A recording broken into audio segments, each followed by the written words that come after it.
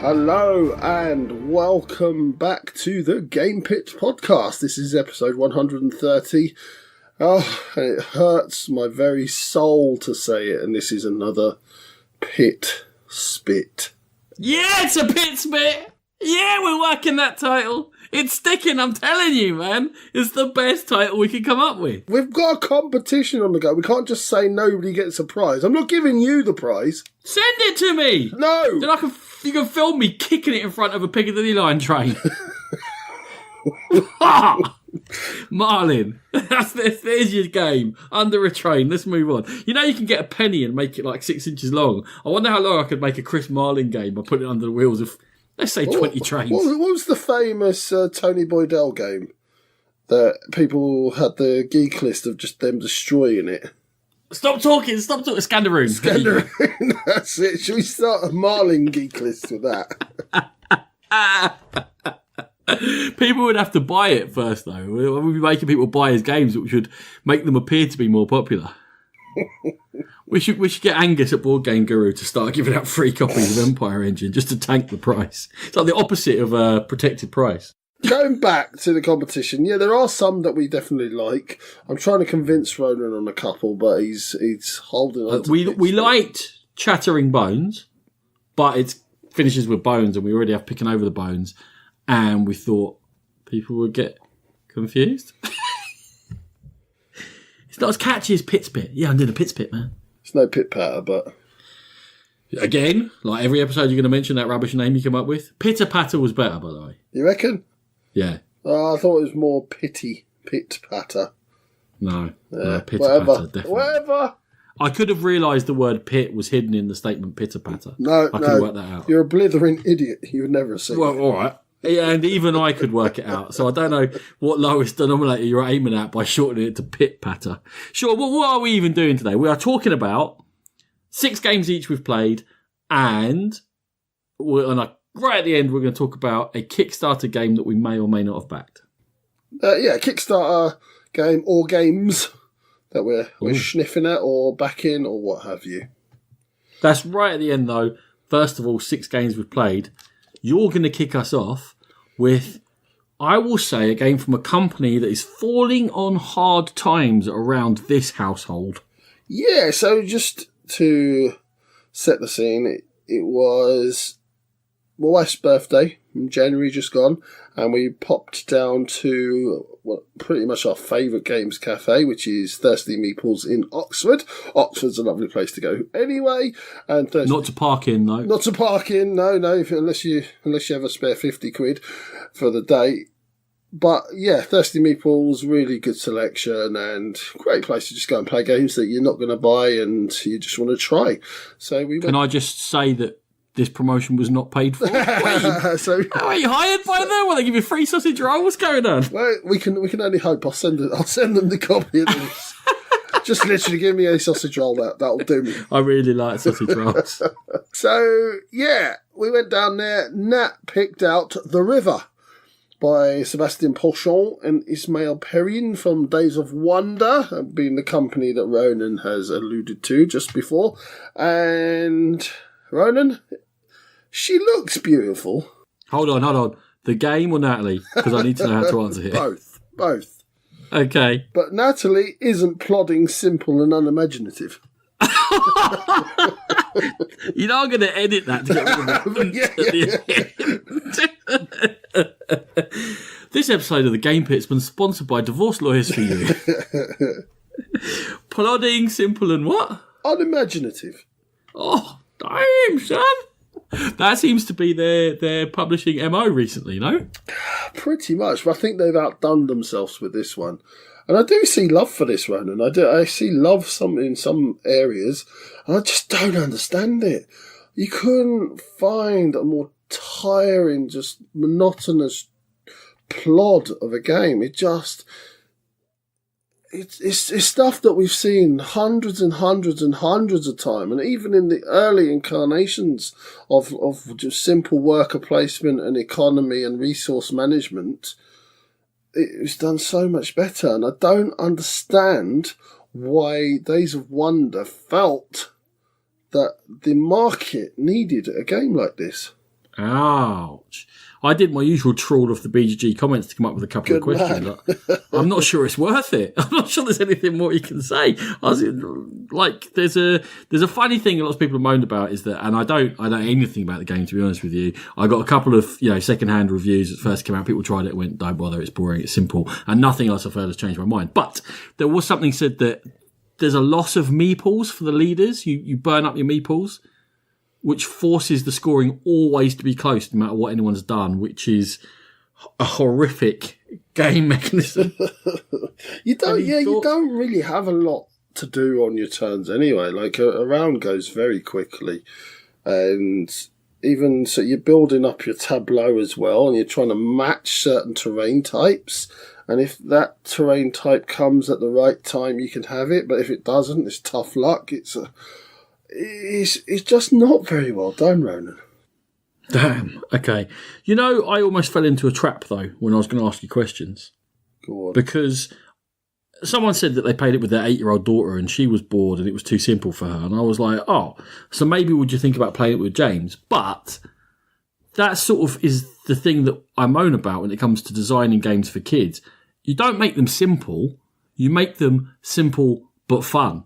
So just because it's simple doesn't mean it would suit kids. But I guess I'm going to ask you that rubbish question anyway. Any thoughts that maybe playing it with James? Exactly what you just said, Ronan. So when he's learning a mechanism and learning something, if that mechanism isn't fun to him and if he's not enjoying himself, he won't be interested and he won't learn anything. The best games are things that he just thinks he's having loads of fun, but then actually when he steps away from it and sort of a week later or 2 weeks later thinks, actually, I've learned something. Now I can go to this game and apply what I've learned from there onto this. I didn't even know I was learning it. And then he's obviously on the next step of game, next stage of game with things like My Little Scythe that we reviewed. So things like that are so much more innovative and challenging for him compared to this, which is I don't want to be too scathing of it because. You're too late for that. Yeah, I was going to call it dross. Go for it. Yeah, but stuff dross like this, it just doesn't appeal to anyone really. An adult, I think, would be offended, and you would turn them away from the offended. Maybe if they're a big fan of rivers and you've misused. I like water. No, not enough Oxbow Lakes. I don't know. What are you trying to say? I think if you sold it to an adult and said, "Listen, this is a proper hobby game," a new good person to the hobby, they would be quite offended and thought, "Well, this is what you're going on about." I could have picked that up quite easily. Okay, I've got a box here which has some dross in it, and maybe something that isn't quite so drossy. Maiden's Quest. It's from Kenneth Shannon III. It's the 1 to allegedly 5-player game. It's not. It's a 1-player game. It takes 20 minutes for Wiz Kids. It's a deck of cards, sure. Now, there's a whole bunch of cards within the box, and you construct a deck which is going to form its own puzzle. And you are a maiden who's been in a tower, and you've broken out of your room. You've taken some stuff with you, and then you're going to cycle through this deck a few times over the course of the game. There's a captor in there. There are various captors you can put in, and they have different ways in which you can defeat them. Also, there's going to be a special dress you've chosen, which will give you special powers. There are other obstacles in there, monsters and things, and like traps and doors that you're going to look to try and get through and overcome. And as you go through the deck, each time you cycle through it, the level that you're going through it increases, which opens up more and more of those obstacles that you have to face as you go through it. When you face an encounter, you can choose to run, which gives you 1 damage, or you can choose to try and beat it, and then you'll fan out the next 5 cards. And these cards have symbols down the top left-hand side. And each encounter that you face has to have a certain set number of symbols of different types in order to defeat it. And once you defeat it, you flip it over and you get a reward. If you don't defeat it, then you're going to take damage. And damage is, with these cards, they come in 4 different configurations. So they can be front or back, and they can be upside down or right way round. And those symbols in the top left will change each time you damage it or repair it or move it to its best. And sometimes, in fact, when they get damaged, they get better. But when they get damaged all the way down to grey and they're destroyed, they're never again useful for you. You can't heal them again. And every time you're looking to manipulate how you're upgrading the cards in your deck in order to face the certain challenges that are within the deck, because again, those are randomised each time. And every deck is its own self-contained puzzle, which will be different every time you wish to play the game. Ronan, am I right in thinking that this is the one that yourself and Eric Summerer had real problems with the rulebook. It's, am I allowed to say frigging on this podcast? Probably not, but you just did. Disaster. It's just beyond the beyond. It's the worst rulebook I can think of at the moment. It's got 15 pages of telling you information that is absolutely useless because you don't know what you're doing until it then gets to telling you how to play the game. And what it does is, and at this stage, it's this rule that I've referred to earlier. And it's also this rule that I've referred to earlier. Where did you refer to it in this 15? You're not even going to tell me where the rule is? So I have to memorise these 15 pages before I get to the how to play, who presumes I've memorised the first 15 pages. Shocking. Yeah. So, okay, rulebook aside, I saw this sitting on your coffee table after you'd purchased it. Doesn't stand out from the crowd. Where did you hear about it? What made you buy it? It was when the new releases come out each week in the UK. I'll click on a couple of sites and just see what they're getting in that will come in on the next Tuesday. And most games that come out, I will at least have a quick glance over and just see what it is. Oh, it's a war game, or it's a hex and counter game. And this one happens to be a solo game. And because it had that theme of you're a maiden who's taking... There's actually saviours within the deck, and they're all... I think they're all fellas that have come to rescue you, and they're all a bit of a disaster because one side of them's good and one side of them bad, so they can hinder you or help you. And I kind of like that tongue-in-cheek thing of that if these saviours get out of the way, you'll be more efficient in just dealing with your stuff yourself. And obviously having the two daughters, I thought, this is interesting. Let me have a go at it and see how that theme works and see if it is, it's not another male-focused game. And that's pretty much what pulled me in. And then the fact that it's a solo puzzle, I like the idea of that.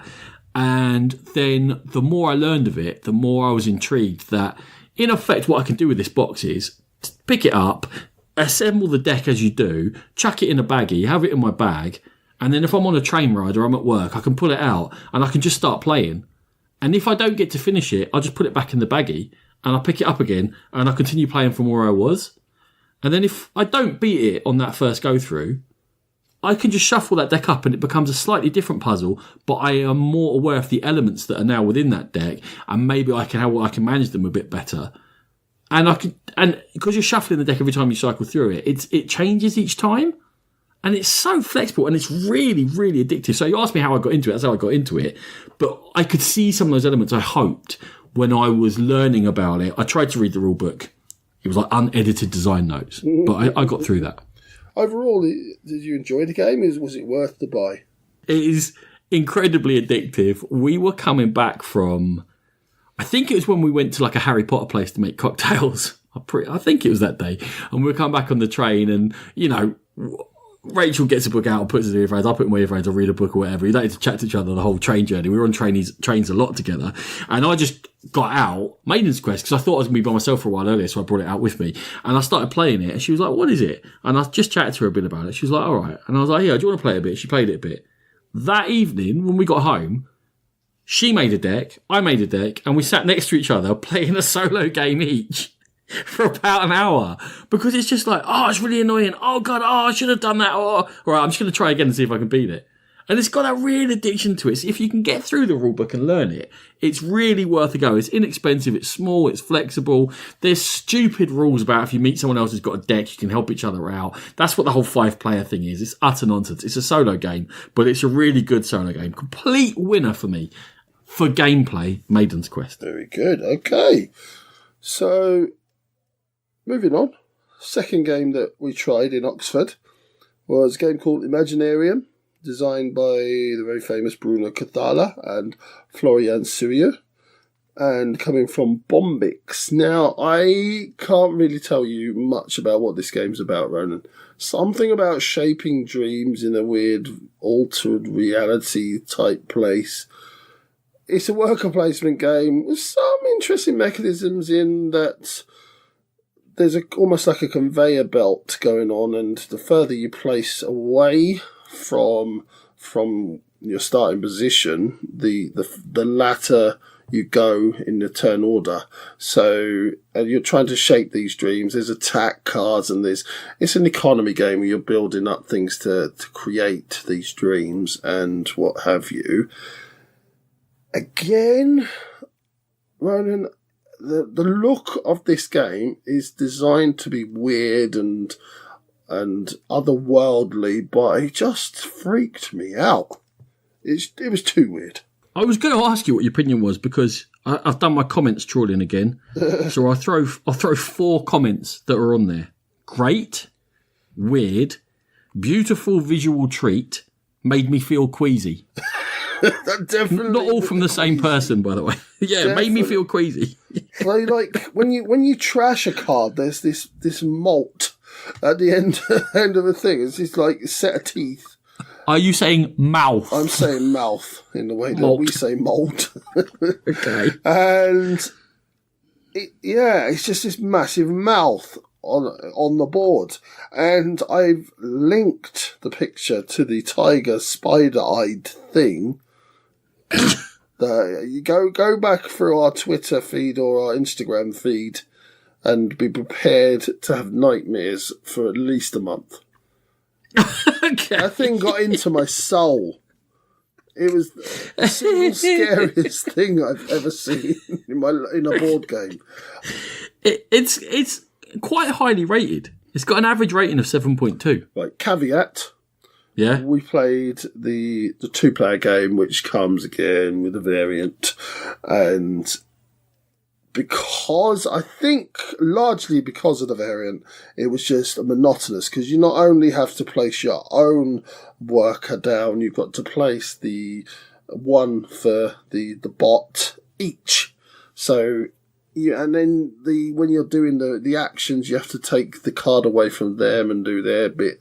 So it just became a never-ending system of just place one worker, place one for the bot, place one worker, place one for the bot, do your action, do the bot action, and it wasn't interesting enough to get past that for us. When you boil it down, again, not as bad as the river, but it's very, very basic in what you're doing. You're creating, you're putting resources together to build things that do something small to help you in the game. And that's pretty much it. The fantastical art and the weird art, whatever you want to call it, the queasy art, it's just it all happens around you. It's not part of the game, really. So why would you think it would have that pretty decent average rating then? Because it's hundreds of ratings. It's not from a few people. I think it makes... Well, some people love the art, obviously. Yeah. I think the art actually does make thematic sense, in that you're in this dream world and you're creating these dreams, and sometimes nightmares are going to attack and things like that. So that does happen. Well, also, myself and Natalie don't really attack each other in games. So not only are we playing with the bot, the 2-player version, which is just adding extra fluff for the sake of it, that we have to do the upkeep for. We're also not exploring a large part of the game in the attacking side, and I think with a higher player count and with a group that are prepared to attack each other, I think that's probably where the game probably improves. Okay, so Imaginarium, not a 2-player game, would suit certain groups. Have a look at the art style to see if it suits you. Yeah. Give it a go. Don't rule it out, but give it a go.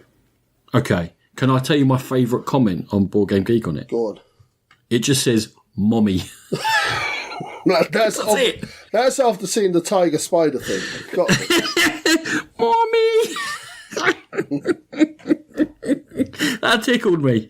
That might be the basis of all my comments from now on. Right, we're going to move on to another little cookie dookie card game that I've been playing quite a lot of. It's Mayfly. Caillou Takai, 2 to 4 player, 20 minutes co-op.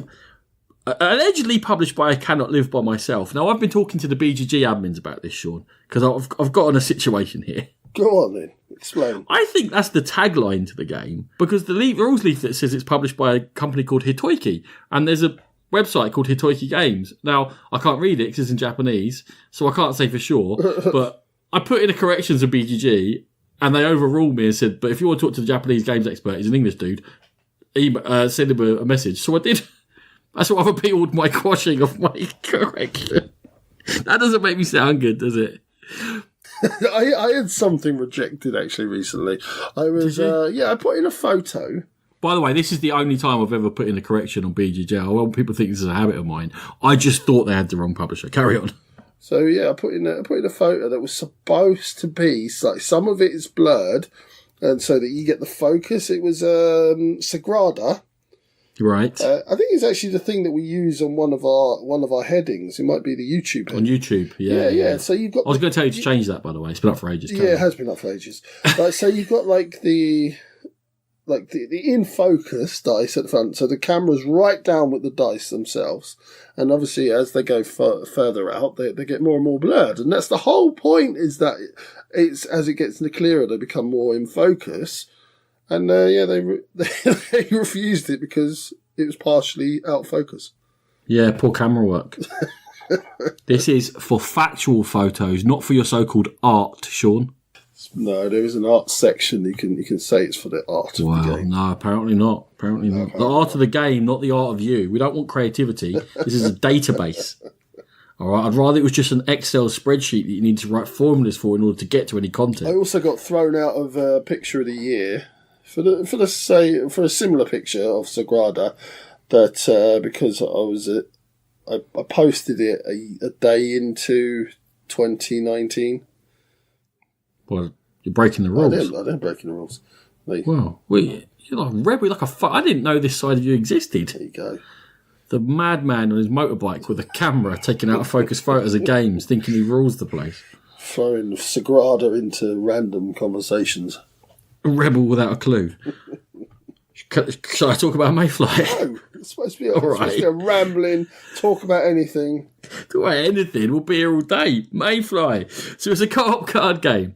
And you start with it's in phases, 2 phases. There's a larvae phase and an adult phase. In the larvae phase, everyone's got a hand of cards, and you put cards face down, and there's a row of 3 of them, and the next player picks up the first card, and it's going to have an amount of food on there.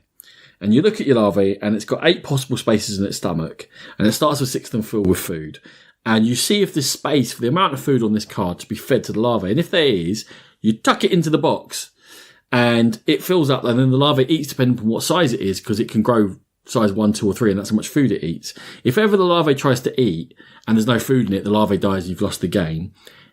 Equally, if ever you try and feed it and there's not enough room in its stomach, that card gets put to one side and it won't eat anything this turn. And you're trying to get the biggest cards into its stomach you can, because if it survives and the draw deck runs out, you shuffle all the cards that are in its stomach and deal them out to everyone.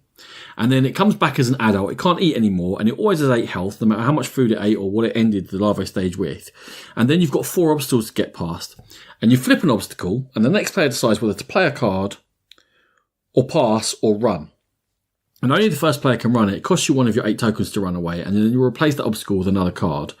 Or they can say, we are going to encounter this obstacle, but I pass. And it goes to the next player, and they can choose whether to play a card or not. It will cost you 1 of your 8 tokens to play a card. Or pass, and you go round and round and round. Once you decide to fight it, eventually you're going to have to play cards because there's no other way to get out of the game. And once you've played enough hearts of the card, which are different to the food, but are quite often linked, like the biggest food cards will quite often be the biggest heart cards. Once you've played enough hearts to match the hearts on the obstacle, you'll move on to the next obstacle. But you've got 4 obstacles, and you've only got 8 tokens. So you can't run away very often, and you're averaging a maximum of playing 2 cards to defeat each obstacle. So it's a very, very tight co-op game. It's supposed to last about the length of a mayfly's life. If you get through the 4 obstacles, you get to a mate card at the end of the row, and depending on what you've used and fed the mayfly, it will depend upon what your result will be. You'll flip the card over and read a little story. And we previewed it, Sean, and it's unique thematically. It's quite different mechanically as well. And I was really, really charmed the first 2 or 3 times I played it. Yeah, it was a double treasure for one of our Essen treasure hunts, wasn't it?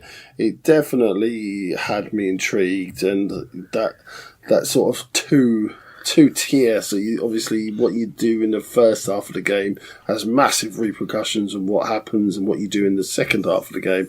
Yeah, and I still am really interested in playing it. So I'm a bit worried though, Ronan. You said you were charmed the first few times you played it. Does that mean it's waned?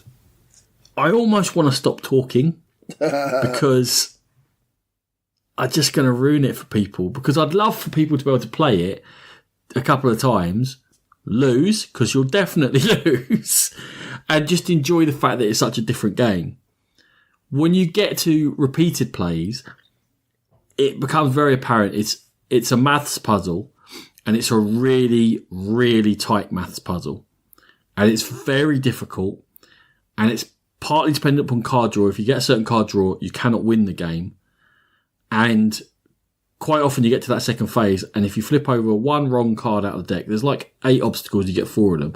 If you flip over one wrong card, you go, that's it, we've lost. And only if the cards come out in a certain order can you win. And once everyone's played it a bit, they'll know exactly what they should be doing on their turn, because they know exactly what cards are in the game. And if you haven't fed the biggest cards in the first half, and they may not even have come out, because not all the cards are played in the first half. Some of them get stuck in your hand. If they have not been able to be played, or you haven't played them, you can't win. So it doesn't stand up to repeated play, unfortunately.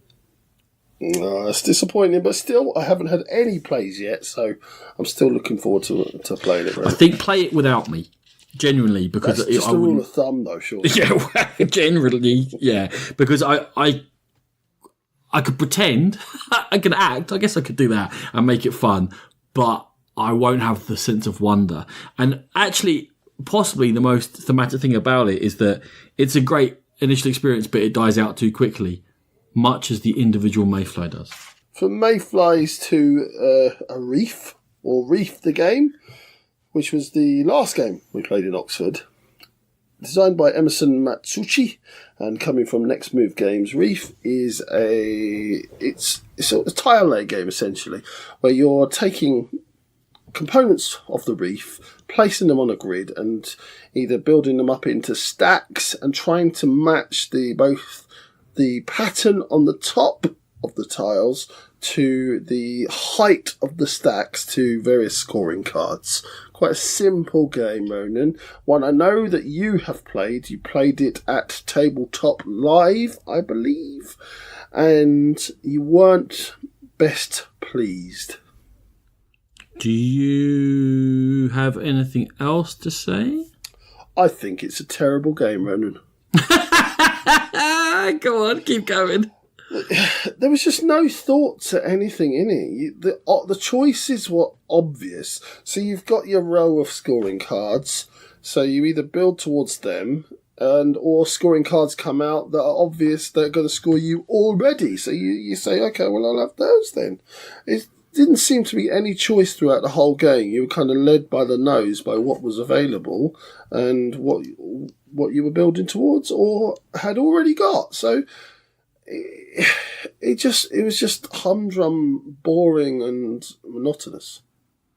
It seems quite clear to me that Emerson Matsuchi has got access to some sort of necromantic arts or dark arts and some kind of brain control. Because how this is number 621 in board game rankings, and never mind the nonsense of the Century games, which don't even bother. I don't want to hear your defence of them. No, don't you start. Don't want to hear your defence of them. I will go over there and slap you upside your head. They are rubbish. They are not. They are better than Reef. They are better than Reef. Which is too tactical, ugly and dull. There you go. I don't understand I can't see it. I don't know why these are popular. It fidget spinners. Just rubbish. Waste of time. Just sit there, doink, doink, pull a card, doink, doink. Oh, I scored some points, so did you, someone won. Waste of time. I think we can move on. Good.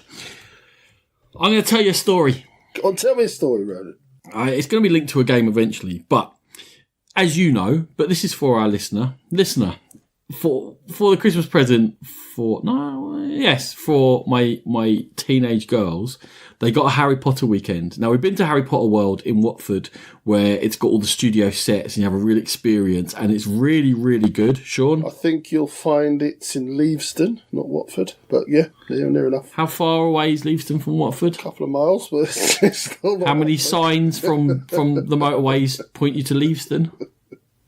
Still in Leavesden. Right. in Watford. I was thinking more you'd comment on the experience of going to Harry Potter World. But it's fantastic. Yeah. You got all the movie sets. You even get to go on like the night bus. You go out to Privet Drive. It is definitely worth doing. Just going into the Grand Hall of Hogwarts is quite the experience, and you even get a little flagon of butterbeer at the end. And was there anything else you want to tell me about Hertfordshire geography, or can I move on from that as well? No, only that you're wrong.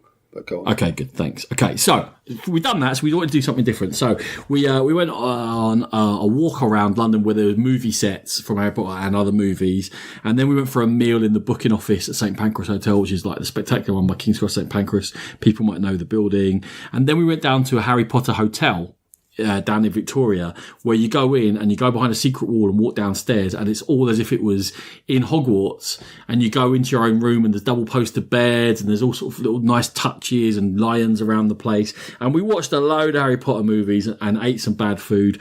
And the next day we went to the incredible Prince Charles Cinema in Leicester Square, which does like all the Lord of the Rings Extended Editions marathons, or all the Harry Potter films in a row marathons, and it does sing-along things. And this wasn't a Harry Potter thing. We did a sing-along Greatest Showman. This is the greatest show. Yeah, no. That was really good as well. And then we did a Harry Potter escape room, which was really, really good. That was in East London, down near Whitechapel, and very fantastic. Anyway, what I'm getting to is, while we were in the hotel room, so I'm just showing off that we had a really lovely hotel Harry Potter weekend. While we were in the hotel, we played Codenames Harry Potter. I got there in the end. Well done. Thanks. It's like Codenames, but it's Harry Potter, Sean. I can't really like anything, and I'm even talking like there's Marvel. Or even if they had a DC version of Codenames, I couldn't think of anything more dull, to be honest. Yeah, I personally don't see how Codenames would be interesting enough to have it dedicated to that one topic. But you tell me how you found it. It's based on Codenames Duel rather than Codenames itself. Right. So it's co-op. Yeah. And you're trying to get the same some of the same cards, some different cards as each other. You give each other clues in teams. You're trying to avoid the Death Eaters in this one, a thematic touch. And also it's words on one side and it's pictures on the other side. So you can play words or pictures or mix them up. It says mix them up for the full game. I agree with you with Marvel, because Spider-Man is very hard to link to anything other than Spider-Man. But with Harry Potter, there's enough words in there that can be linked in other ways. Right. That I think it worked. I think it held up. Okay. But if you're... It's a funny thing, right? The girls, obviously being younger, while we've both read Harry Potter books and watched the films, no more than... Well, I guess the original ones we've seen quite a lot because they're always on, aren't they? But like the 7th and 8th film and the 6th film, I've probably seen it twice or something like that. They have literally watched them dozens of times. And Harry Potter is a much more important cultural thing to them than it is to us, despite the fact that we like it. And that became apparent in the course of playing the game. Right. That some of the things they linked were like, oh yeah, of course, because they wrote a letter to his cousin, and that would have come through via Aberforth, and Aberforth would have been sitting there in the 3rd chair, not the 4th chair, and you're like, look at each other. No, it's because they're both blue. I don't like it's 2 different levels of Harry Potter getting played here. And it was most apparent in the pictures, because a lot of the pictures are stills from the films. And like we would see fire, so we'd link it somehow, and they'd be like, "Yeah, but that's the fire Bellatrix Lestrange lit when she was burning the burrows. It's like the famous Bellatrix Lestrange scene." And you're like, "No, I didn't remember that." So the words worked well because they were less specific. The pictures are really specific to Harry Potter, and I think those are for real Harry Potter fans. But I don't agree that it would be as specific as a Marvel or a DC one because, cauldron and potion, you can link them in other ways. I'm not being very imaginative there. There are other words in there. But we had loads of fun in that particular setting, and we played it 4 times in a row, and we were laughing and with the movies on and that. And it was just a really lovely weekend, and it's kind of the perfect game for that setting. There you go. So you've got your money's worth out of it. And yeah, I agree. I think I probably would enjoy it in that setting myself, but yeah, I'm just sceptical in general of those licensed Codenames ones, but yeah. Maybe we'll play it. Maybe I'll try and convert you. Have you played Codenames Duel? Duet, isn't it? I'll have to look behind me to find out. I guess it must be Duet, 'cause it's not a duel, is it? So have you played it? Have I played Codenames Duet? I have not played Codenames Duet. I own it. I have not played it yet. Fabulous two-player game. Yeah, I really want to play it. I really keep meaning to play it. Fabulous. I love it. I think it's really, really good. Turn it into a full co-op. Really makes it a kind of special experience. So I keep all my games that I'm going to play in the near future in the kitchen, in our bookshelf in the kitchen diner area. So I might chuck it on there. Slap it in there. Right. Slap it in there. Right. Slap it in there, lad. Now. Great. Codenames Harry Potter. If you know anything about Harry Potter, give it a go, because it's based on a fantastic system. There you go. This next two games are based on me being incredibly wrong. So, first up, we covered this in our Essen preview with Dan Hughes, I believe. It was on my top 10 list, most excited about Essen. And it's Ceylon, designed by Chris and Suzanne Zinsley, and coming from Ludonova. Now, I know you have previously talked with Puria, who also bought it at Essen, and he was kind of in two minds. He wasn't sure that it was going to be a sticker for him. But, yeah, I had high hopes, Ronan. I did, I have to admit, I had high hopes. It's based on the tea industry in Ceylon or Sri Lanka, and you are basically harvesting tea to fulfill contracts. And the clever mechanism, or the mechanism it's kind of built on, is that when you play a card has two sides to it, and there's two actions. So you take one action and everybody else can take the second action. That mechanism in itself, Ronan, is a clever mechanism, and I like that type of mechanism in games. However, in this game, there is so few options that some of the options just ran out for people. So you just run out and you wouldn't want to do that option anymore, and nobody would want to do that option anymore. So you'd have these cards where one of them would be just null and void. One half would be null and void to not only everyone else, but to you yourself. So it made the options very simple, and the choice is very simple, and the rewards that you get just too random. So the contracts would come out if you happen to have the right cubes. So there'd be different teas for each level. So you'd have a white tea for you'd have to build up a level, if that makes any sense. You'd literally have tiles that stack, and a certain tea would be built on that level, and then the next level down another type of tea would be built, and then obviously so you'd have to go on to higher planes and lower planes to get the different types of tea to fulfill the contracts. If you just happen to have the right contract come up and you have the tea for it, then happy days, you'll be able to fulfill it.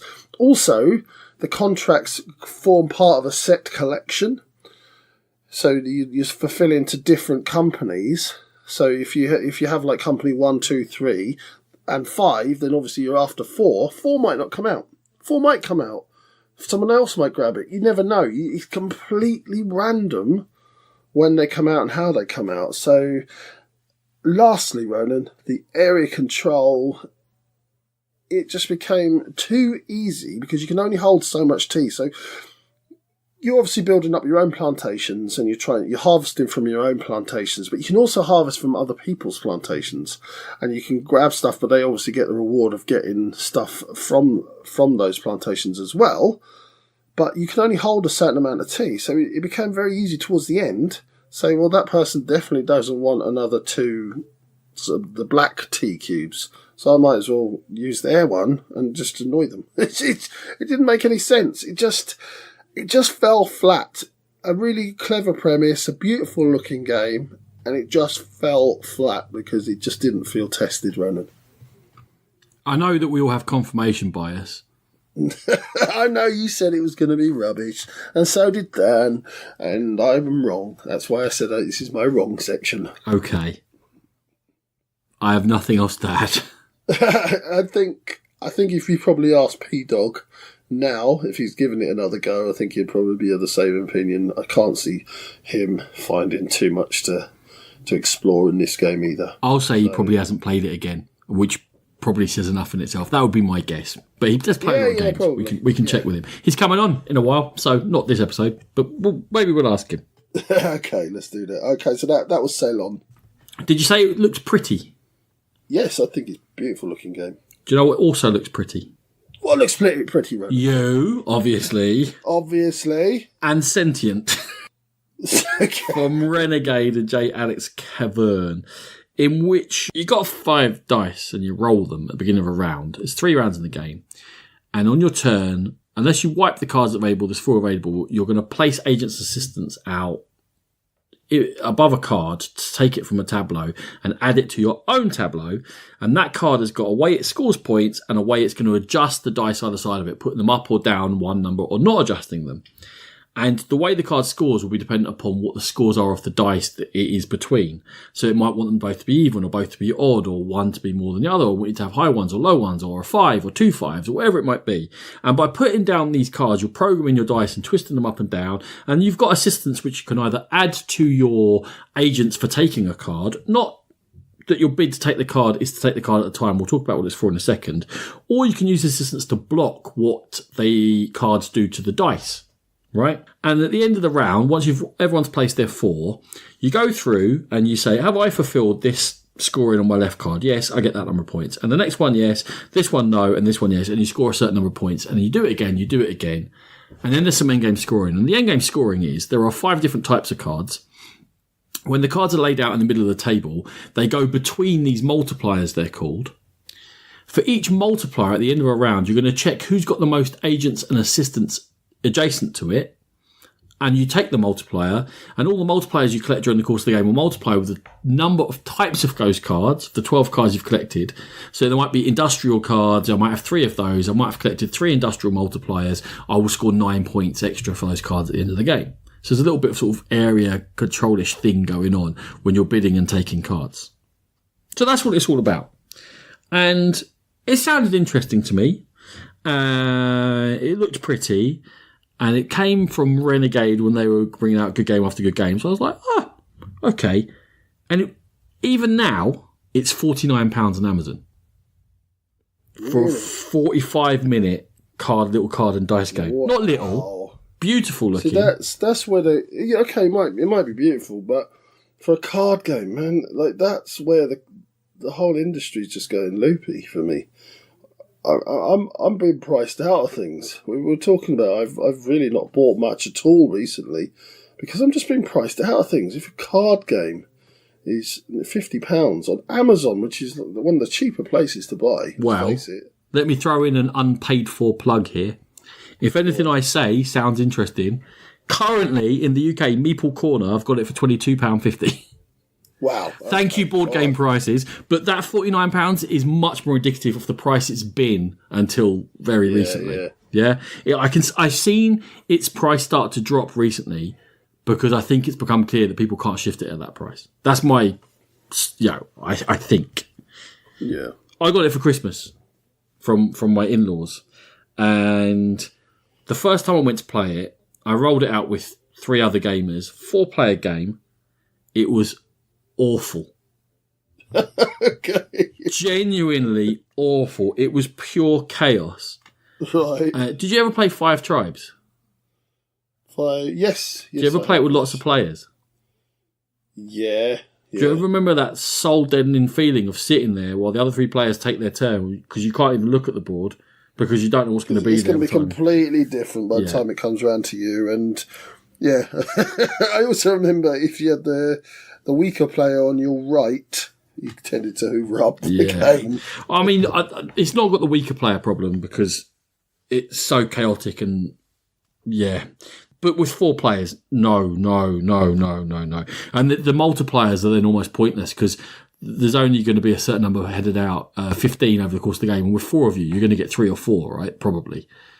So they're worth a handful of points. And you can't choose a card according to the multiplier because you're then unlikely to be able to score that card because it's very specific how they score.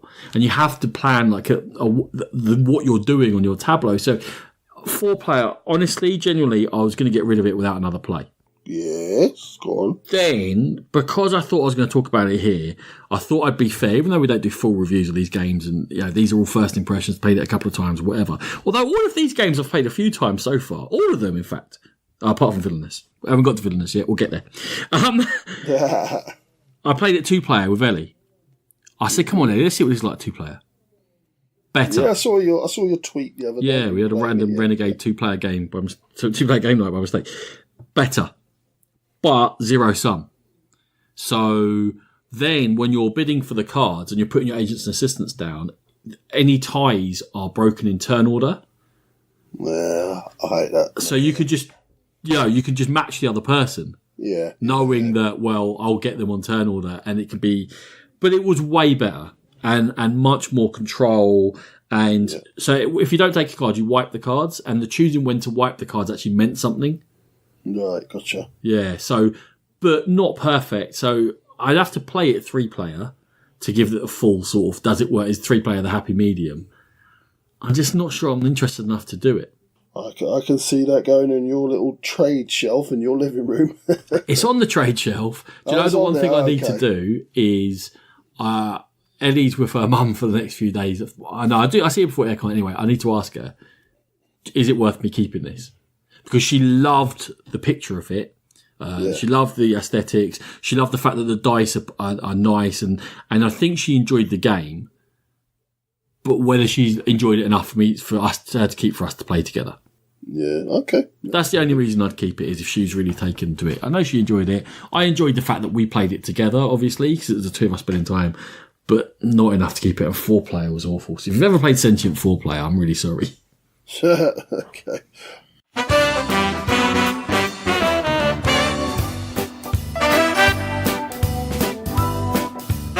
Sean, we're back. We are back, and it may come as quite a surprise to other people, but we've had a little bit of a gap. Yeah, that was 10 seconds to you, was 3 days to us. It's the mysteries of podcasting. It's all good, though. It's all fine. We're going to finish this off in style. We knew exactly where we finished, and we know exactly where to pick up, so, yeah. I put an asterisk on my notes to show me where we had finished, and then I realised it was one of many asterisks.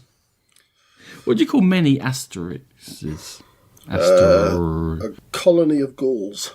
That is the worst. That is the worst joke. You're going to have to get a fix on that joke, mate. Or our vital statistics are going to drop horribly. I could literally be here all day.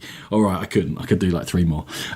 So, anyway, anything exciting happened in the last 3 days, Sean? Anything you want to fill us in on? Not me. You're the one that's been playing games. How dare you break off a gaming podcast to actually play some games? Hold on. You broke off the podcast. That would come around here. You had baby duties to attend to. I did have a games day, yeah, and it was all productive in terms of the podcast because I played 2 games for my 10x10 and I got my first 2 plays in of 2 games we're going to review. So 4 games, Friday night, a bit of a sausage haidho or butter bean stew, and a very pleasant time was had by all. Very good, very good. I was very jealous. I have played nothing in the last 5-6 days. Not a thing. You've been busy daddying. I have been busy daddying. How dare Natalie leave the house and leave me to my own devices. Almost like you're a parent. Almost like. I really don't feel like commenting after that. She wasn't really impressed when I presented them alive and went, ta-da! I did it! I did it, they're not dead. Wow. You are the very best. I am. Do you want to start talking about games? Because clearly parenting, you're not going to be doing any podcasts about that anytime soon. So my next one, I talked about Salon 3 days ago, but a few minutes ago, and that was one of the Essen games that I'd sort of previewed and looked at ahead of time. But every Essen, I tend to just walk the halls as you do, Ronan, and one catches your eye that you don't really know anything about. You just go and maybe watch part of a demo or somebody talks to you about it, or it just catches your eye in the halls. And this was the one for me this year that caught my eyes. Last day, €26. So really, for a big box game, it's Sailblazer. I should tell people what it is. It's Sailblazer from Korea Board Games Company and designed by Bongwan Yu. It is all about sailing around the seas, discovering islands, trading, fighting off pirates, improving your ship. Is it about blazing as well? It is not too much blazing. I'm a little bit upset. I suppose the cannons blaze as they fire at them. Yes! Yes, brother. My cannon squad are blazing. And I didn't really have that much, like, not faith. Faith is the wrong word, but hope for it, because I knew nothing about it. I had nothing, good or bad thoughts about it, other than it looked really, really nice. So I picked it up, and it's not great, Ronan. I'd never even... this was a mystery to me, even now, 4 months after Essen. So it didn't get any buzz going in, it didn't get any buzz coming out, and you picked it up because it was pretty. I'm shocked it's no good. It wasn't even really being pushed that hard by Korea Board Games Company, because they had quite a big area. I think it was off in one of the smaller halls, maybe 4 or 5 or something, and they had quite a big carpeted area with lots of gameplay and tables, and I think it was only on about 1 or 2 of the tables. And even to go and buy it, there's like a tiny little poster and a stack of them off to the right of the stair. So yeah, I suppose alarm bells should have been ringing there. But can I have a copy of Sailblazer, mate? Oh, we've got these other games. Oh, I'd really like Sailblazer. Can I talk you into a different purchase, sir? Something like that. Funny look as you actually go and get it yourself. Right, look, I really want Sailblazer. Not sure you do. So it's a funny old one, Ronan. Is it like a game? It felt really, really, really thrown together. There was weird mechanisms that were just in it. Like, you would get to an island and it would have a certain symbol that you could just pick up a card and get a reward. That was it. That was your action. Like, you would choose to do that action to get a reward, and they were all positive things. So, okay, well, yeah, I'll do that then. And it just didn't even feel like an action. There was also a really random tile draw, and that you pretty much need to find pirates to fight them to get your XP up, which is how you upgrade your ship and you start to earn points. Again, completely random tile draw. If one person got, say, each round 5 pirates to the other person's 1 or 2, that person is just shooting ahead, and there's nothing you can do about it. You can't sort of go after them and fight the pirates yourselves, because it's a one-off thing. That you pick up the card, if they win or lose, that pirate is gone. So that was really odd. Into the mist, Sean. Into the mist. They're people of mystery. They live a different life to us. Trading, the mechanism was actually quite clever. So you find an island, and you would buy their goods off them for 1 coin, and each good had a ceiling level, so you couldn't go past that ceiling level, but it would all depend on how far away the next one of that symbol was when you were trying to sell it. So if you would basically sell as far away as you can from that symbol, and that's how much you would sell the good for, and which I thought made a lot of thematic sense, because there is obviously the furthest point, it's harder to get that good. I thought that was really cool. And that goods trading seemed to be like the heart of the game, because you're trying to build up your money, and you're making sure you don't explore too many tiles, because you might bring up another one of those symbols and it would reduce the money, and you'd have to sail off again and waste time sailing. So really cool. Yeah, brilliant. In a game of, I'd say, 30 to 40 points, Ronan, the person... it's a major factor of the game. You've got like 8 different goods and of different values. The person who has earned the most money trading gets to roll a die and can get 1 to 3 points. Great. Thanks a lot, Cosmic. Yeah, so after all that, it's like you might get 1 point. But the money you're making is valuable during the game. Surely trading is but money you're making, you can upgrade your ship a little bit, but there's not that much upgrading to do. There's like 2 or 3 cannon ports. There's 5 for your blazing squad. There's 5 crew members that you can place in, but you can place some of those for free once you get to a certain XP on each level. There is something. It's not that useful, Ronan. On top of that. And it actually says it in the rules, Ronan. Here's a storyline. So you pick up a prologue card and you go through this story, and it's worth nothing at all. And they just said, we just threw that in. You can use it or you can't. So you don't get VP or money or anything for it? No. You get a title like Siren of the Sea or something like that. If you take that title from me,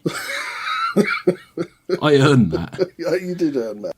There was a lot of hanging around on rocks offshore in a bikini for me to get that finally. It is a very, very weird game in a really, really beautiful package. So there's one video on Sailblazer on BGG. Have you watched it? I haven't, no. Okay, so I say it as a content creator, and we all know that when you create content, someone somewhere, and in fact a percentage of anyone who sees your stuff is going to hate you and just find you incredibly annoying. And apparently me more than you. That's all right. I'll take that. I'll roll with that. I have to say, the geezer is the designer, and he's explaining it. He's incredibly annoying on the only video available. And yeah, that's not going to help you sell. Have a look at that video and see if you find him as annoying as I did. Anyway, the other thing is, he says that he's tried to design it as an intro game. The next thing he goes on to say is, your first game will be 2 hours, and your second game will be 90 minutes, and then for the third game onwards, it should be nearer an hour, because there's loads of weird, fiddly rules that you've got to get your head around. Yeah. So he's saying I designed an intro game for my family and my friends who don't game that much, but the game is full of incredibly fiddly rules. It will take you 2 hours, and they don't really make that much sense.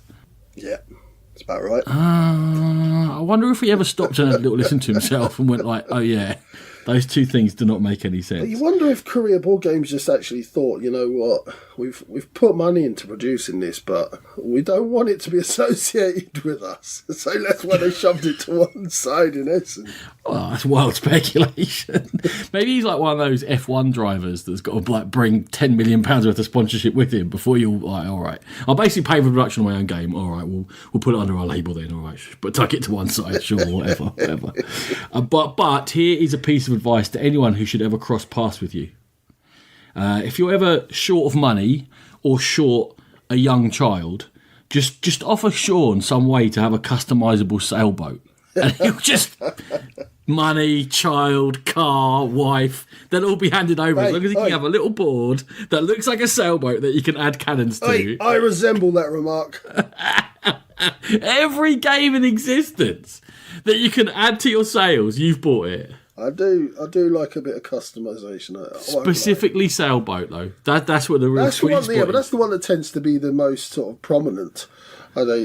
Like Wasteland Express and all stuff like that. Anything you can customise stuff. I love it. Yeah.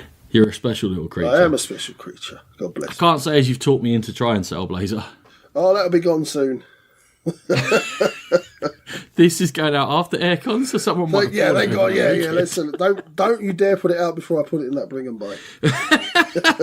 For a mere £70, a rare Korean game. Right, let's move on, Ronan. All right, Snake Oil. Okay, we are going to move on to Blood Off an Englishman. It's a 2-player Renegade Games game in which there's columns of cards laid out, and they're numbered 1 to 9, and there's 4 different treasures. There's 2 of each, and you're going to have a Jack player and you're going to have a Giant player. And Jack is attempting to make 3 beanstalks, which have to have ascending cards in number, 6 of them, and then be topped up by a treasure. And the Giant is attempting to stop Jack doing that, but they're also trying to get this Fee, Fi, Fo and Fum cards. There's 2 of each, and they're trying to get all of them together in any order in a column vertically, so they're just 4 cards next to each other, or the front of 4 different columns having a Fee, a Fi, a Fo or a Fum, and that's how they'll win. So obviously the game is all about manipulating the cards within those columns. Jack gets 3 actions. Jack can move cards from the back of a column to the front, or take them from the front, or take them from the back, or swap fronts around. And then the Giant gets 1 action, which is generally more powerful, but only 1 of them. They can move 4 cards from the front of a column to another, or they can just chuck any card out of the game, or they can move 2 front cards around. So Jack goes, tries to build his beanstalks. The Giant goes, tries to rearrange the cards that are left on the table to slow Jack down, and also to try and get his Fee, Fi, Fo farms closely together. It's a very quick game, Sean. From that rules explanation I just told you, hopefully you'll be able to just start playing. Obviously, someone could just help you along a little bit.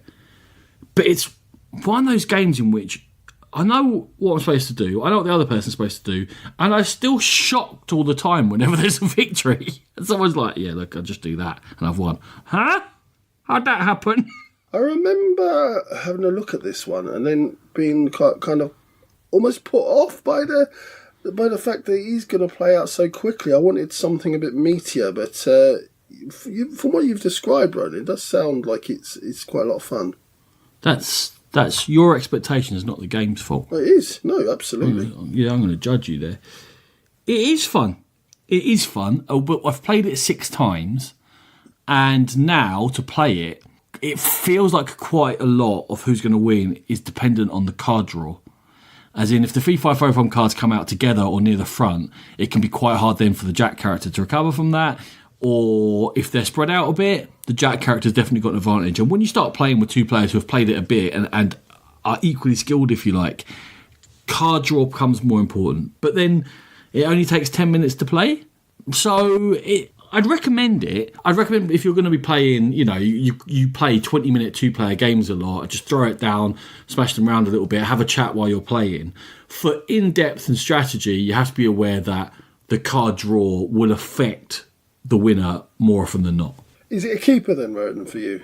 I'm teetering. Oh. I'm not quite sure, and only because I've got so many 2-player games.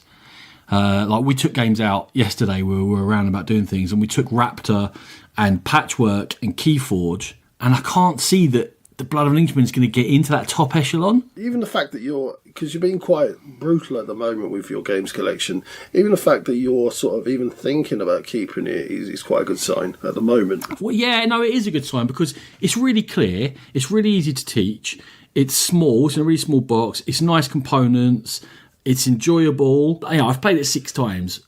I don't think there's enough there for 20 plays. So if I kept it, it would be a case of I'm chucking it to the back of the game shelf, and in 2 or 3 years' time, it would make its way forward again, and I'll go, oh, we haven't played this in a while, and I throw it down, we play it 3 or 4 times, and it goes back to the back of the game shelf again. And because it's small, it could kind of get away with it like that. So which means the fact that I would play it again, it means it is a very good game. It's just not upper echelon for me. Okay, fair enough. Speaking of upper echelon. Well, this one I knew I was on very, very solid ground bringing this one to the fold. We did review it a long time ago, Ronan, back in the early days of the pit, and it's Luna from Stefan Feld, whole slew of companies, Hall Games, Z-Man, Pegasus Spiel, and most recently Tasty Minstrel Games, who have deluxeified it, and I am part of that Kickstarter. You'll be shocked to hear, Ronan. And yeah, it's all about trying to impress the moon goddess or the moon priestess. You have it's a worker placement game, but you've got an island, islands all surrounding a sort of central board, and you're hopping around the islands trying to avoid the Reaper dude, try to build your castles and trying to really influence that central board and get yourself onto there. And Ronan always held it as, I don't know, I think it's one of your favourite Feld games, if not your favourite Feld game, Ronan, is it? Well, here we go. Here's a problem. Here's an issue that you've raised its ugly head. It's almost 5 years since I played it, apparently. I think I probably played it that 5 years with you, because it was a long time between plays of this. I know I've had it out since then, but it's never quite made it to the table. So this is one I do need to focus on getting played. Is it my favourite Feld? I think so. I think it was the top one in my top 50. Obviously, when it gets to like 5 years ago since your plays, you feel like you need to play it again with what you now know about gaming to see if it stood up to time. It's like a book you read, You can read it, and then in 10 years' time you read it again and you go, oh, maybe my taste has changed a little bit. So I need to play Luna again, but currently on remembering of plays, and I did play it quite a bit when it first came out. Yeah, it is my favourite Feld, I think. So yeah, for me, while I liked it when we first played, I found it quite difficult, quite confusing to wrap my head around it, because there's a lot of moving parts to this game. You are sort of planning 2-3 rounds ahead. You are having not just to place your workers, but the workers are on the board already, and you're having to move them around, you're having to avoid things and get them in position. So really quite confusing, and I don't think I grasped it as well as I could have done the first time and the first few times round. But yeah, Matthew brought it round. He was really keen to play it, and he retaught me the game, and I absolutely adored it. And I even got a pass from Natalie for wasting money on a Kickstarter. She was like, yeah, I'll allow that one. So it wasn't wasted money then. Yeah, how you move people around the islands is kind of tricky to get your head around. So I hope he gave you a good thematic thing where they either swim or they jump in a boat or the tide washes them, because that's how I remember teaching it to people, and I think it kind of made sense. It's because you're not completely in control of how you place your workers, right? You have to move them somehow. I love that sort of tidal feel. Yeah, but the way we kind of thought of it was, if they're swimming, they arrive knackered, so they arrive lying down, and you can't use them. If the tidal wave takes them, you can move everyone, because it's obviously a tidal wave. It's just taking everything, and you can move them around. But again, they're arriving knackered. But a boat, they're going to arrive ready to work because they've had a rest on the boat. Exactly. Sounds like you stole from my school of teaching. I'm going to claim that spread around the world, and everyone now teaches it my way. Yeah, fantastic game. I need to swim again in the autumn of Luna, Sean. You're welcome to bring that along next weekend.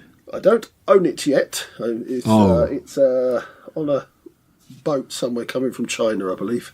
It's about 8 inches from me. It's part of my pillow fort while we're recording, so maybe I'll bring it along. You bring it along. I'm sure we'll have some fun games of it. Sweet, let's do that. Okay, Sean, a game I'm sure that you've heard lots about, but I'm pretty sure you haven't played yet, that's made a huge splash, has been winning prizes already, has apparently sold 250,000 units in just a few months, which is a big hit in the board game world. It's Villainous. And you used your daughter's birthday to buy yourself a game. I spawned it, I've raised it, I'll use it however I want, thank you very much. Yeah, this is Caitlin's 13th birthday.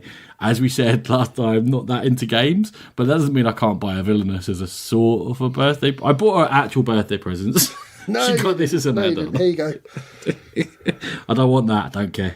Caitlin, I bought you the latest Terraforming Mars expansion. You're mean. I bought her some wicked shoes that she's very excited about. They look like 1930s shoes to me. Smart brown leather things, but she's over the moon. She's going down the pits again. I think she's going to go do some Lindy Hop or something. I don't know what she wants us to do anyway. Is that 30s? Maybe that's 40s. I don't know, Sean. Am I rambling? Villainous. So, the way I came at Villainous is, imagine that you're around someone's house or friends of yours or whatever, or maybe somebody you don't know well, and they go, oh, you're into board games. I'm really into board games. Oh, great. Okay, good. Yeah, lovely. I've got a new game. You play with me? Yeah, sure. What is it? Oh, it's based around the Disney villains, and you play cards on each other. It's really fun. You've got to try and win. What would your initial reaction be? You would be slightly sceptical that it was one of a Tesco stroke Walmart straight to very light, not really in our wheelhouse, wouldn't you? So I certainly would. Coming from that perspective of what this is, a mass market Disney game, it's amazing. As a hobby game, it's good. As a game for the mass market, amazing. Okay, I'm listening. So, I've written down here, this is not the sort of game to be judged against Root. It's the sort of game to be judged against frustration or sorry or whatever. So you take on the role of a Disney villain. I'm sure lots of people know this. And there's 6 of them in the base game. And they come with their own 2 decks of cards and 4 spaces in which you choose your actions. And you have to move your dobber around, side styly. You have to go to a different one on your turn. And that will give you a list of things you can do. You draw cards. It will let you play your cards. And your cards are going to... Well, it depends on who you are, right? So, like, King John can put out wanted posters and stuff and can put out guards, and he's always trying to gather lots of power. And King John will win by having 20 power at the start of their turn. And power is the currency in the game which you're going to spend to play cards as well. However, I don't know, I'm trying to think. Jafar has to try and get the lamp out of a locked space on his board. So he's only got 3 spaces he can go to start with. His 4th one unlocks via mechanisms in the game. It's the Cave of Wonders, and then the lamp's got to come out with a genie, and then he's got to move them to the palace. And if he gets them both to the palace before anyone else wins, he wins. And each of them have got their own way. I won't go through all of them. And in the actions, you're going to play cards to try and get to whatever your end goal is. And everyone's got an individual set. But also, you've got the second deck of cards called Fate cards. And you can activate an action which tells you you're going to play Fate cards on someone else around the table. And you choose another villain, and you draw 2 of their Fate cards, and you choose one to play. And it could be heroes. And when heroes come in, they block half the actions in a space on the board. Usually half the actions in a space on the board. Or they drive away things. So Maleficent, for example, has to get curses out onto lands, and when they've got 4 curses at the beginning of their turn, they'll win. But you can play Fate cards that will drive curses away. So you're always, from her deck, you're always able to stimmy each other, and there's interaction as you're going around the place. And every villain plays differently, and it's got so many good things going for it. It's really nice production. It all makes sense. One simple currency, deck of cards. I was actually surprised how gamely it was, to be honest. If it is quite gamey, what would you say is the age limit that you would span it across? I'd say 12 if they didn't know many games, maybe 10 if they're more of a gamer kid. Right, okay. Yeah, there's lots of cards to read. The interactions between them are simple, but you'd want to have an idea of where you're going. And most importantly, you really need to have an idea where the other villains are going, because it's a race, and if there was one person who was left alone more than the others, they are more likely to win the race. So you need to be able to kind of judge somehow how things are going on. So like, for Maleficent, it's easy. You need 4 curses out. You've got 3. Right, you're close to winning. For Jafar, it can be a little bit trickier because he can whiz things around a bit more quickly. So you can be like, yeah, you've got the genie lamp, but they're quite far away from the palace. And with 1 card play, you can whiz them along. Yeah, so, and they're different in how they roll. So actually, I think it's going to reward multiple plays. I mean, it sold so many units, had such a big reaction. It's almost surprising to me because it's not a game that's instantly familiar. You know, you play, and even after first play, you're like, right, how exactly would you win? How exactly would you win? Right, I feel like it would be better if we played these villains again, even if we mixed them around, so we all know what each other's trying to do. Which is great as a game, but like I say, a little bit surprising. But the other thing to me with that is, though, that it plays up to 6. There are 6 villains in there. And I think higher play counts is a bit crazy because you're going to have downtime. You're not really going to be able to follow what 4 or 5 other people are doing around the board. So I would limit it down to 4 maximum. Maybe 3's a better spot for it. Yeah, there is this a little bit of crossover now. We talked in the past, like Tesco's over here in the UK have started to stock, or are stocking sort of fairly mainstream games, sort of gamer games. And I know in America, Walmart got the license for a Red Raven game, Megaland. They've had 50 licenses. Yeah. There's loads of Walmart exclusives now, yeah. But that kind of made me sort of sit up and take notice, because obviously Red Raven tend to make for the gaming market. And yeah, so I think games are becoming more mainstream, and the vice versa is the same, is that the mainstream games are becoming more gamery. So I think there's definitely a little bit of crossover there. For sure. I just thought this was a step further than I've seen before. It was a bit depressing. There was a huge Waterstones in Westfield near me that's just opened, and they had a gaming section. I went in there yesterday, and there was maybe 5 or 6 games that you play. It was like Escape from Colditz, and there was a couple of Forbidden Island and stuff, but there was a lot of... is so hit and miss. Like, you go to Waterstones in some places, and it's not like the places you expect. Like, it's not like... I went to the one in Oxford, University Town, games cafes around the place, quite a couple of game shops, and you'd think, yeah, that'd be one where Waterstones would have a load of games. It didn't. But you go to a random one like Peterborough, and they'll have like a massive games collection. It's really odd. I'm not sure what their model is. No, clearly it must be left to individual stores to what games they want to order in. And if they have someone who's into games amongst their staff, like there's one in Basildon, might be Basildon, might not be, one in Essex Downs out here where Rangers family's from. And they have got 3 big areas of games. They'll have X-Wing stuff in there. They've got Zombicide stuff in there. It is like a mini game shop. Clearly, someone on their staff is really into games. And in fact, it is as good as having a game shop in your shopping mall. So Waterstones, by the way, is like Barnes & Noble if you're from over the pond. It is hit and miss, you're right. It would be nice to feel that someone maybe somewhere in Waterstones looked at the market, realised it was growing and went, right, should we have some sort of a decent approach to this? Because it would provide support as well to certain games. If they were to get into a Waterstones to be a Waterstones title, in quote marks, that's a big order all at once. Yeah, for sure. And it would be nice for them to be able to do that. Definitely. So for what it is, Villainous is a revelation, mate. And a good game for gamers, I would say, within itself. And the expansion's just coming out, Sean. And you know one of my favourite villains is in that expansion. Go on, I don't know, but go on. Who's your favourite? The Shadow Man from Princess and the Frog, Dr. Facilier. See, I didn't like that film. It's one of the few Disney films I don't like. It's like the best Disney film. I'm not even a fan of like the original Jungle Book. I don't like it. The original Jungle, how was that a second turn to Princess and the Frog? Because some Disney films I don't like that other people do like. Okay. But Jungle Book's not that great a film. It's got some great songs in it. Princess and the Frog is a fantastic film. Yeah, I don't like it. You're a wrong'un. You got to watch it again. And the Shadow Man is a fantastic villain. And I can't wait to play as him. Especially in his songs, he goes, the cards will tell. And I'm going to be singing it all the time. Okay. It's no Lion King, but we'll see. Oh, come on, mate. I mean, sort of standards we're holding it to.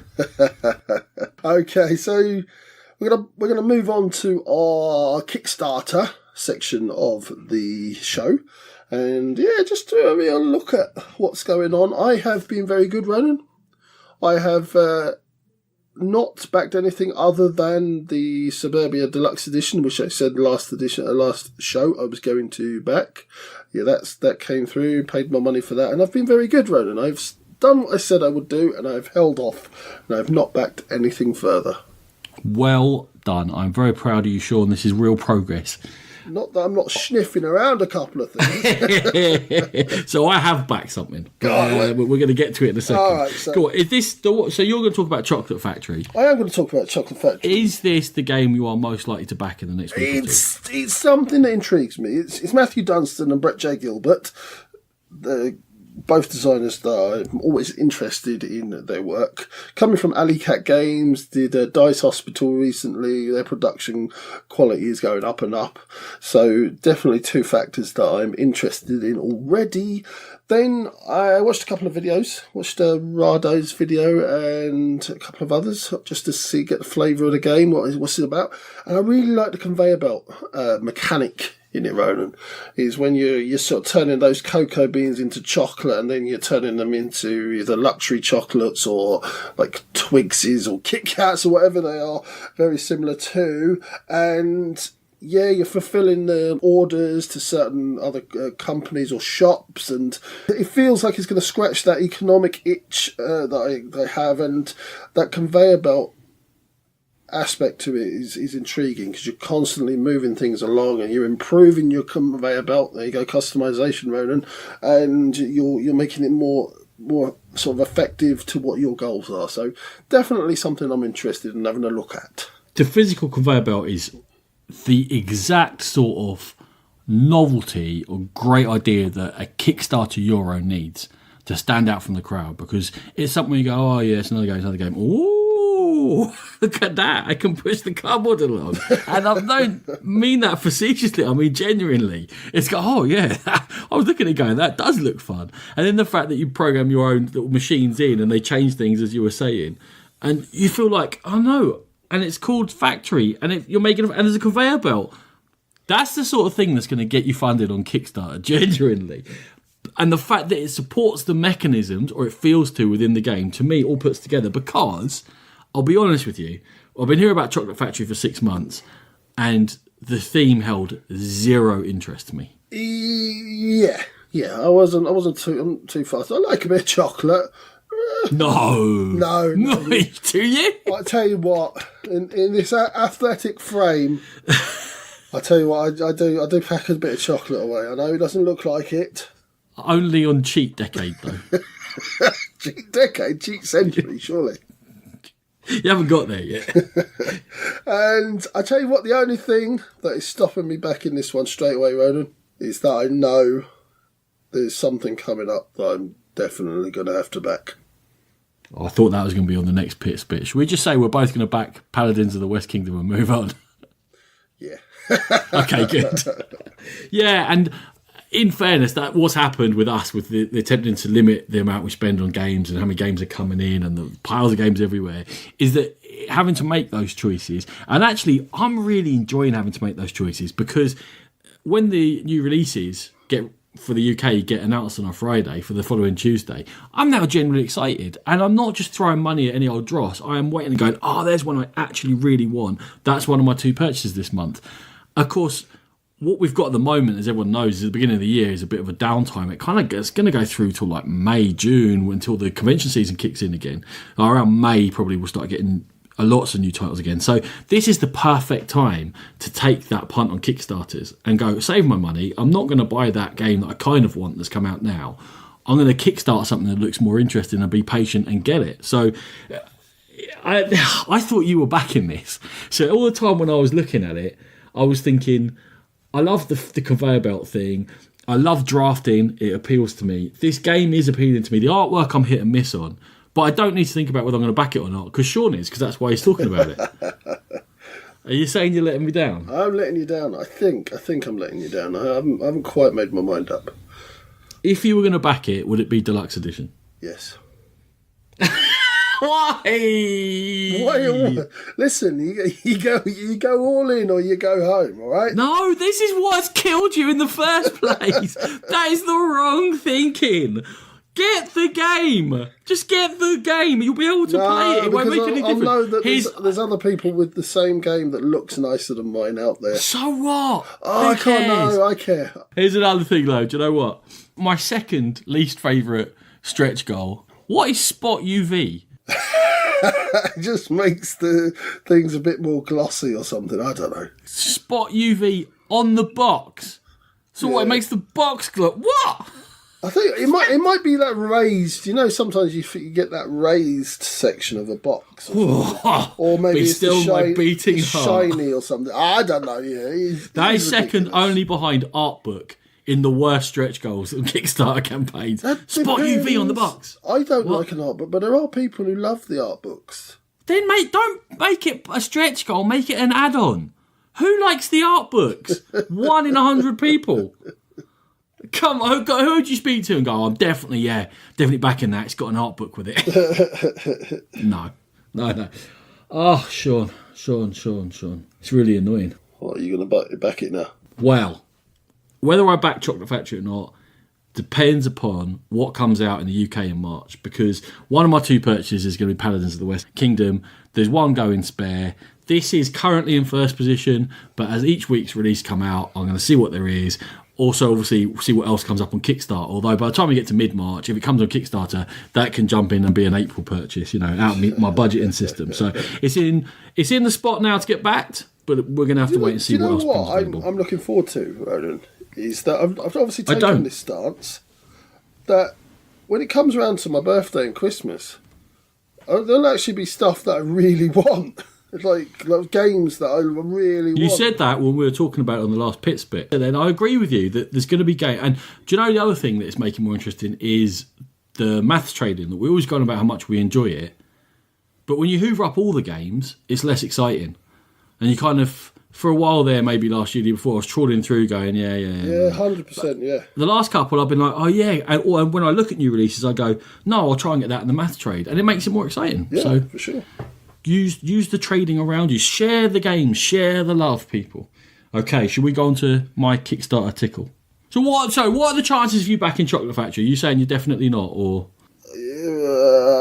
Probably not. No. You could have saved me, man. You could have just... Okay. I might. Maybe I'll update next time we pit spit. Okay. My one that I have backed, though, and this is my second February purchase, somehow, is Waste Night 2nd Edition. From Marek Midel and Pavel Savic. It's a 2 to 3 hour, 1 to 4 player game coming from Galacta. And it's a narrative-based game set in a post-apocalyptic Australia that looks like it's been split in half. Obviously, it's the second edition of Waste Nights. Waste Nights was the first edition. It's kind of scenario-based in that it can be co-op, it can be competitive, you can join gangs and be working in teams against each other. It all depends upon which scenario you set off with. In general, you're going to be Mad Maxing it. You're going to be getting a vehicle, you're going to be customising, you're going to be getting some kit, and you're going to be going around the place. Theme of the second half. You're going to be bowling around, there's irradiated areas, there's monsters you're going to come across, there's things you're going to try and do, there's certain locations you're going to try and get to. And what's really grabbed me is that one of these designers designed the expansion for This War of Mine. This is the publisher of This War of Mine. We know they did a fantastic job there in terms of the storybook idea and the variable encounters and the actually drawing you into the story amongst a solid set of mechanisms. That story maybe you didn't always want to get drawn into. This story for Waste Knights, I do want to get drawn into.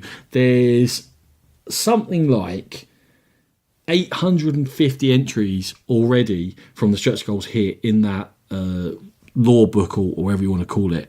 And there's only going to be more, and there's a chance to get more in add-ons and stuff like that. So it just looks like it's going to be a huge game, wide open. I fancy a solo play, there's a solo scenarios. I fancy playing co-op, there's those. Fancy fighting each other, there's those. Very flexible system. So, and they've said that into the first edition was a modular board. In fact, I'll let you talk and then I'll go on about that. I'm actually enjoying hearing about all the stuff that's coming in the game. Yeah, big fan of This War of Mine, so anyone involved with that, I automatically know that they're competent, and it's a subject matter that certainly interests me, and I'm thoroughly glad you're buying it.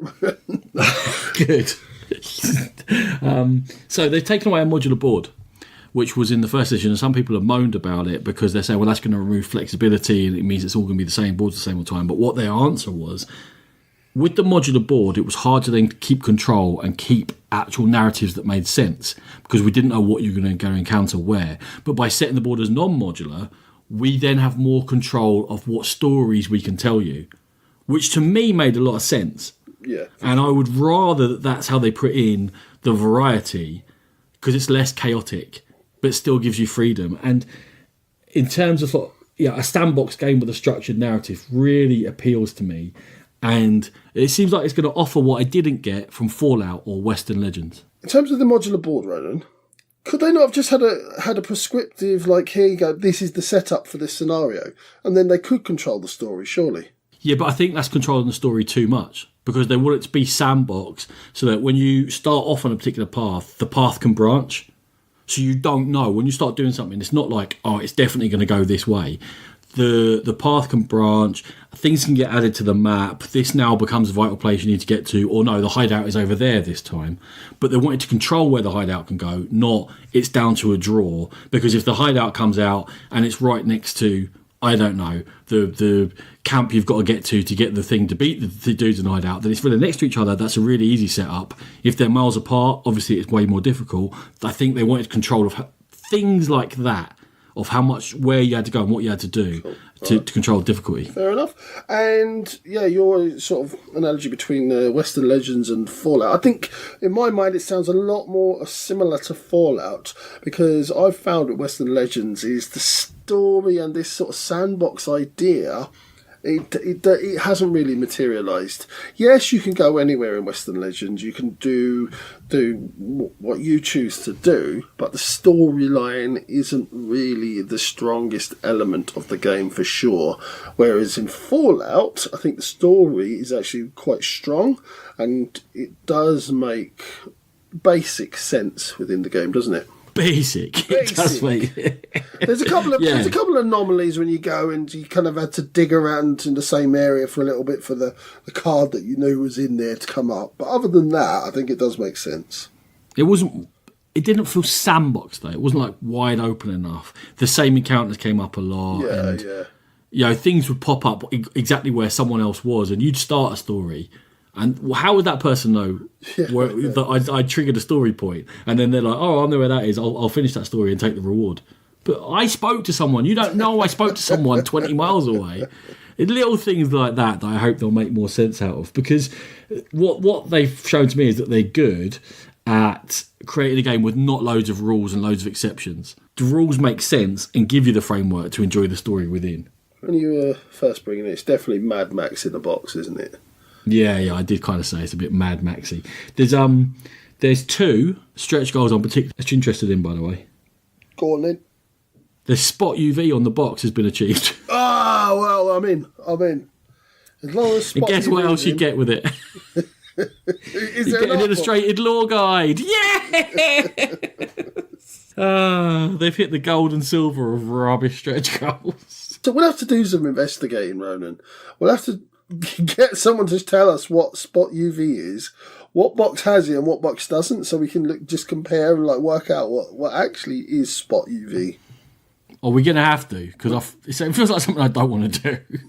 Oh, we're going to have to. We're going to have to. We can't critique this thing because we might look at it and go, you know what, that box, it made me cry. It's just the beauty of it.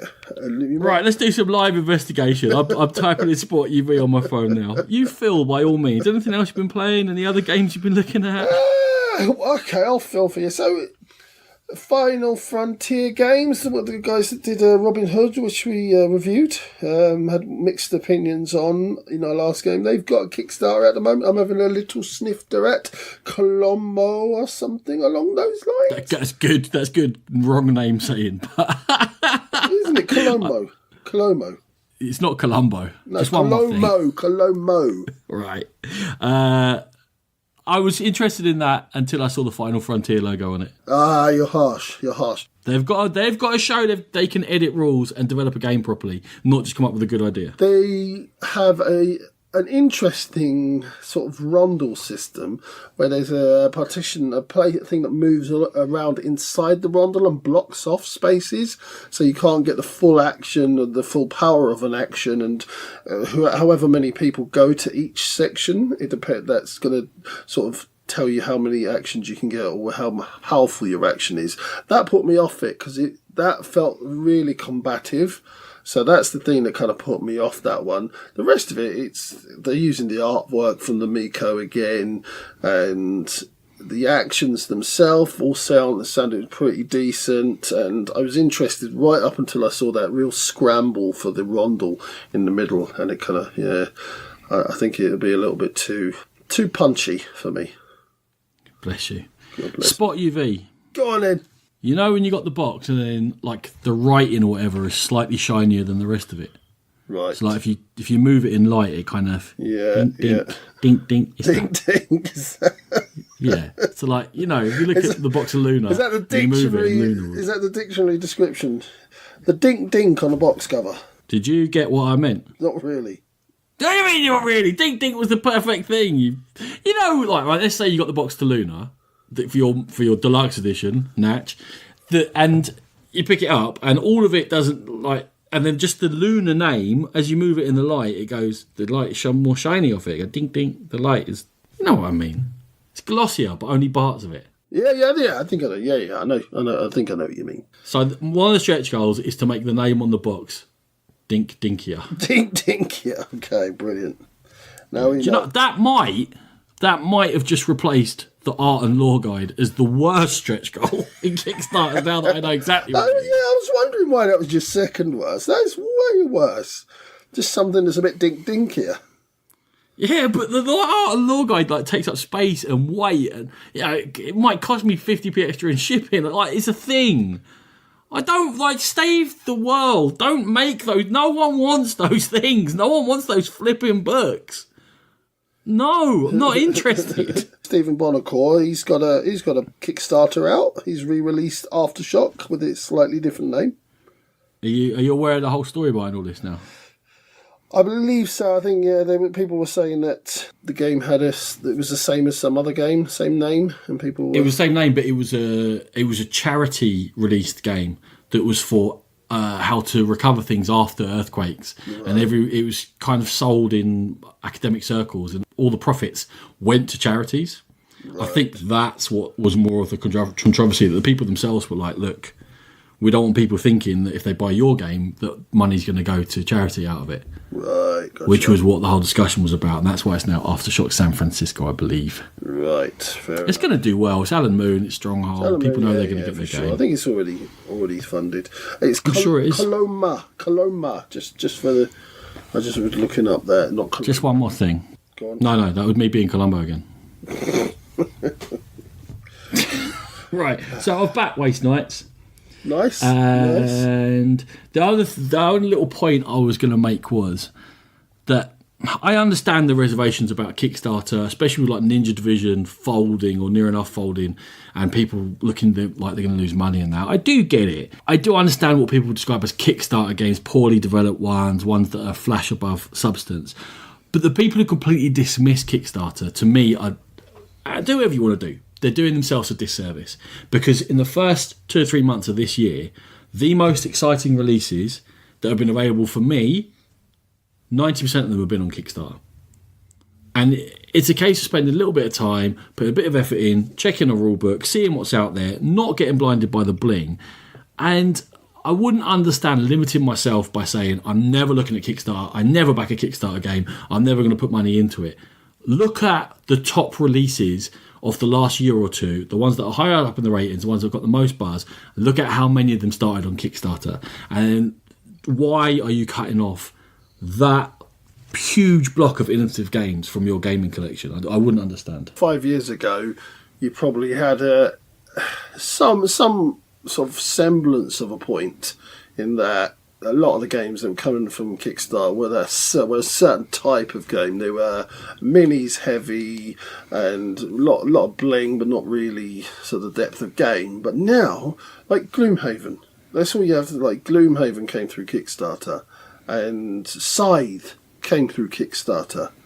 So you've got to keep your eyes open, because there are some absolute gems that go straight to the top of the BGG ratings and stay there for a long time. Yeah, I agree. And I'm not saying you've got to go out and back every Kickstarter game going.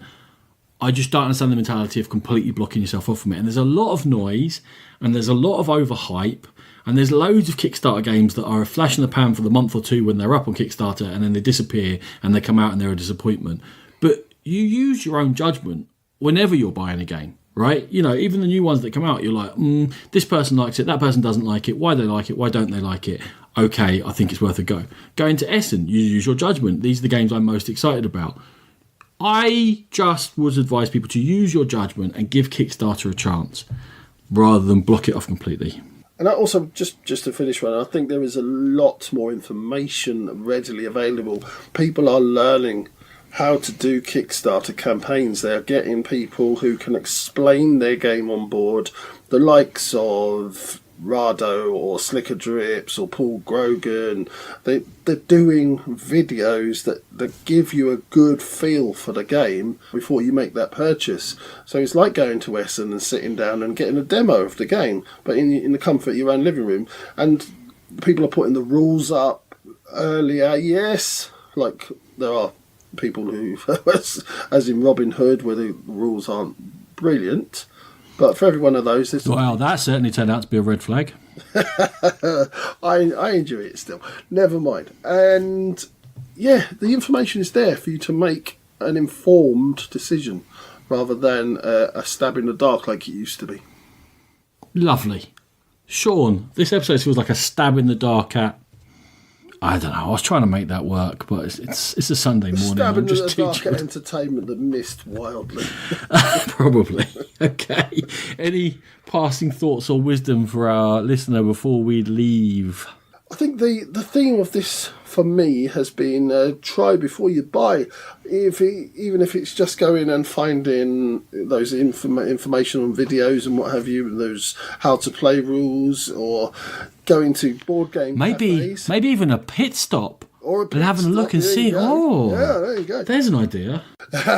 Or going to a board game cafe and sitting down and playing a few of those games. Like games like Reef were definitely on my radar as something that if I hadn't had the opportunity to see how it played and play it for myself, I may well have picked it up on a trade, or if I saw it cheap, going cheap somewhere.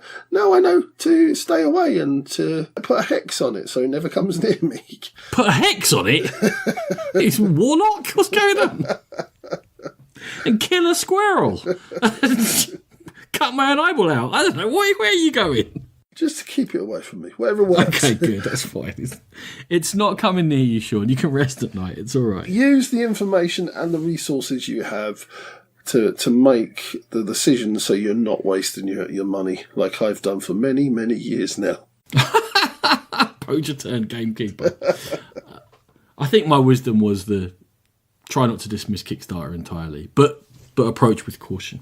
That was it, really. It's been an absolute pleasure, Sean. What's next for the Game Pit? So what is next, Rodan? We've got the UK Games Expo starting to loom. We have to get our applications in for that. Have you not applied yet? No. I didn't even see Why? it. I didn't even see it until like yesterday. I'm going to send off the thing today. Get it applied, my good man. They're nice to us anyway. I tell you what, what's next, seeing as you're struggling this, we've got... we might do an Aircon episode because we'll have been at Aircon by the time you guys hear this. If we've played enough stuff that's new, that's not up for our review soon, and we will talk about it in there. Otherwise, we're likely to roll Aircon into our Picking Over the Bones because we're bringing our those 6 games there and hoping to play them a few times. We have got the top 10 of 2009 that we promised. That is probably going to be the next episode. If not, it'll be the second one. Okay, and also we're starting to think about our games of the year from 2018. Yes, yeah, we do have to get that done. You are correct. So that'll be coming, winging its way soon, hopefully. We'll hopefully get somebody else involved in that as well, Ronan. We'll see if anyone passes the muster. It's quite a rigorous test. We text them and say, are you available? And they say yes or no. Normally, no, don't like you. Who are you? Stop texting. Have you got my number for the 7th time after I keep changing it? Something like that. Yeah, so thank you everyone for joining us. Thank you, Sean. Thank you, Ronan. As ever, we're proud members of the Dice Tower Network. If you want to get hold of us, get us on social media. We're active on Twitter, Facebook, and Instagram, the Game Pit Podcast. And if you want to email us, thegamepitpodcast@gmail.com, and all the other spiel that Sean usually does that I've forgotten. But thank you very much for listening. Music by E. Aaron.